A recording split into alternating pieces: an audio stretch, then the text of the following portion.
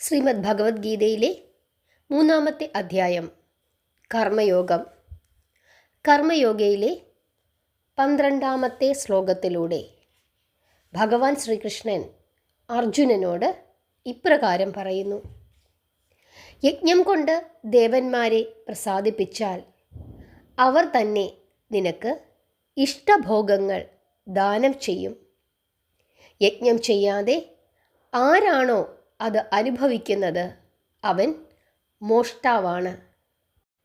ശ്രീകൃഷ്ണ ഉവാച: ഇഷ്ടാൻ ഭോഗാൻ ഹി വോ ദേവാ ദാസ്യന്തി യജ്ഞഭാവിതാഃ തൈർദത്താൻ അപ്രദായേഭ്യോ യോ ഭുങ്ക്തേ സ്തേന ഏവ സഹ. ഈ പ്രപഞ്ചത്തിലുള്ള ഓരോ ജീവികളും പരസ്പരം സഹകരിച്ചാണ് ജീവിക്കുന്നത്. ഇവിടെ ഒരു വ്യക്തിയോ ഒരു പരമാണുവോ ഒന്നുപോലും സ്വതന്ത്രരല്ല. ഈ പ്രപഞ്ചത്തിലെ ഓരോ ജീവജാലങ്ങളും പരസ്പരം ബന്ധിപ്പിക്കപ്പെട്ടിരിക്കുന്നു. ഒന്നില്ലെങ്കിൽ മറ്റൊന്നില്ല.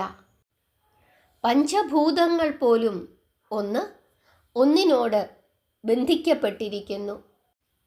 പഞ്ചഭൂതങ്ങൾ പോലും ഒന്ന് മറ്റൊന്നിനെ ആശ്രയിച്ചാണ് നിലനിൽക്കുന്നത്.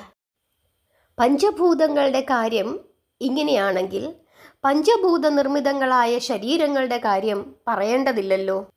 ഈ പ്രപഞ്ചത്തിലെ സൂര്യനും ചന്ദ്രനും വായുവും ഭൂമിയും അഗ്നിയുമെല്ലാം സ്വധർമ്മം വിട്ടുവീഴ്ച കൂടാതെ അനുഷ്ഠിച്ചുകൊണ്ടിരിക്കുന്നത് നാം നിത്യവും കാണുന്നുണ്ട്. അപ്പോൾ ഇതൊന്നും താൻ കാണുന്നില്ല എന്ന് നടിച്ചുകൊണ്ട് പൂച്ച പാല് കുടിക്കുന്നത് പോലെ എല്ലാം എൻ്റെ മാത്രം കഴിവാണ് എന്ന് നടിക്കുകയാണ് മനുഷ്യൻ. പ്രപഞ്ച ഘടകങ്ങളെ അനാദരിച്ച് അവ നൽകുന്ന സുഖസാമഗ്രികൾ അനുഭവിക്കുകയാണെങ്കിൽ അവരെ കള്ളനെന്നല്ലാതെ പിന്നെ എന്താണ് വിളിക്കേണ്ടത്?